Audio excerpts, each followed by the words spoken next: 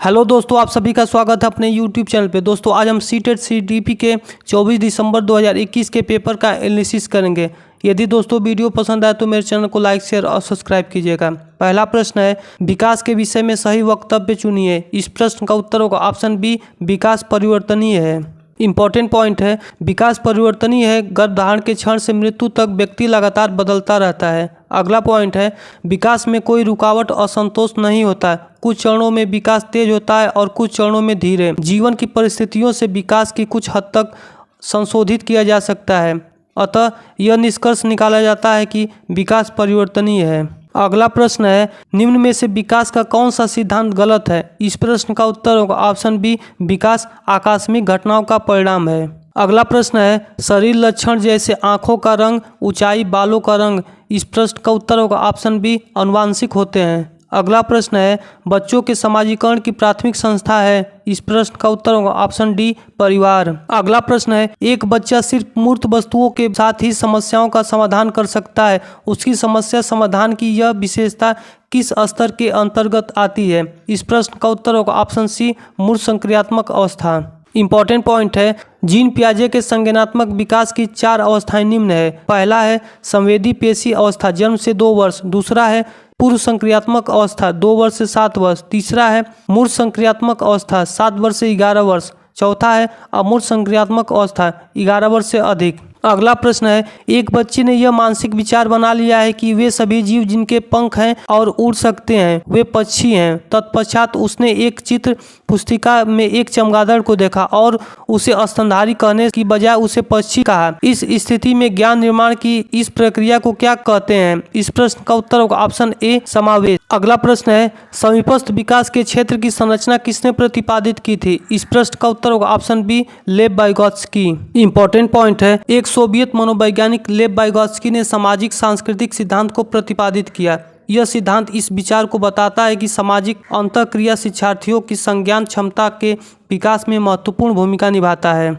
अगला प्रश्न है, निम्न में से कौन सा कथन बच्चों के संज्ञानात्मक विकास के विषय में जीन पियाजे और लेव वाइगोत्स्की के विचारों के बीच मुख्य अंतर दर्शाता है? इस प्रश्न का उत्तर होगा ऑप्शन ए, पियाजे बच्चों के स्वतंत्र प्रयासों द्वारा जगत को अनुभव कराने पर जोर देते हैं, जबकि वाइगोत्स्की संज्ञानात्मक विकास को सामाजिक मध्यस्थ प्रक्रिया के रूप में देखते हैं। अगला प्रश्न है, फातिमा तर्क करती है कि आपको ईमानदार होना चाहिए क्योंकि इससे आपके माता पिता आप पर गर्व करेंगे। फातिमा कोहलबर्ग के नैतिक चिंतन के किस चरण में है? इस प्रश्न का उत्तर होगा ऑप्शन सी, अच्छा लड़का अच्छी लड़की, अभिनवीकरण।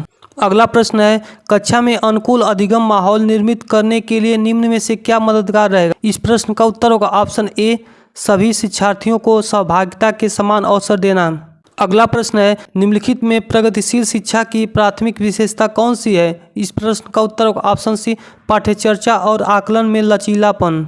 अगला प्रश्न है, हार्वर्ड गार्डनर के बहुबुद्धि सिद्धांत के अनुसार यदि कक्षा में कोई बच्चा सहकर्मी समूह के स्वभाव, इरादे और मनोदशा के प्रति उचित प्रतिक्रिया देने में सक्षम है तो वह किस प्रकार की बुद्धि रखता है? इस प्रश्न का उत्तर होगा ऑप्शन सी, अंतर्वैयक्तिक बुद्धि। अगला प्रश्न है, व्यवसाय के संप्रत्यय को पढ़ाते समय मोनिका ने विद्यार्थियों को पुरुष और महिलाओं के गैर पारस्परिक कार्य करते हुए फ्लैश कार्ड दिखलाए। इस प्रश्न का उत्तर होगा ऑप्शन बी, लैंगिक रूढ़िबद्धता में लचीलापन को प्रोत्साहन मिलेगा। अगला प्रश्न है, निम्न में से कौन सा कौशल उच्च श्रेणी चिंतन नहीं है? इस प्रश्न का उत्तर होगा ऑप्शन डी, प्रत्यास्मरण।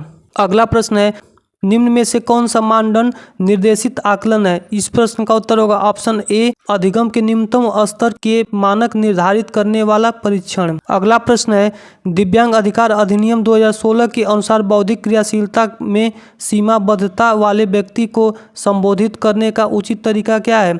इस प्रश्न का उत्तर होगा ऑप्शन डी, व्यक्ति जिसे बौद्धिक अक्षमता है। अगला प्रश्न है, इनमें से कौन सी विधि समावेशन के अनुरूप नहीं है? इस प्रश्न का उत्तर होगा ऑप्शन डी, श्रवण अक्षमता वाले बच्चों के लिए अलग विद्यालय का प्रावधान। अगला प्रश्न है, राजन अपनी ही दुनिया में खोया हुआ प्रतीत होता है। वह दूसरे लोगों से नेत्र संपर्क नहीं करता और सारा दिन एक पंखा के साथ अकेला खेलता रहा है। राजन का यह व्यवहार निम्न में से किस विकार की ओर संकेत करता है? इस प्रश्न का उत्तर होगा ऑप्शन बी, सोलिन क्रम विकार। अगला प्रश्न है, विषय वस्तु को पढ़ाते समय शब्दों को हटाने, उलटकर लिखने और बदलकर लिखने में कठिनाई आना किस विकार की तरफ इशारा करता है? इस प्रश्न का उत्तर ऑप्शन बी, डिसलेक्सिया।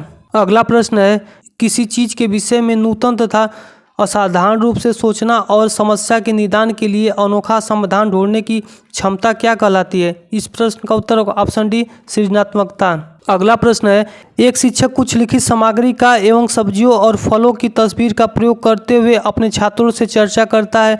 विद्यार्थी इस परिचर्चा को अपने पूर्व ज्ञान से जोड़ते हुए पोषण का संप्रत्यय सीखते हैं। यह उपागम निम्न में से किस पर आधारित है? इस प्रश्न का उत्तर होगा ऑप्शन डी, ज्ञान के निर्माण पर। अगला प्रश्न है, सृजा को पूरा यकीन है कि वह गणित की आगामी परीक्षा में पिछली बार की तरह ही असफल होगी और इसलिए उसने इस विषय में मेहनत करनी छोड़ दी है। वैसे भी उसकी शिक्षिका को उससे मंद अपेक्षाएं ही हैं। इससे आप सृजा के बारे में क्या अनुमान लगा सकते हैं?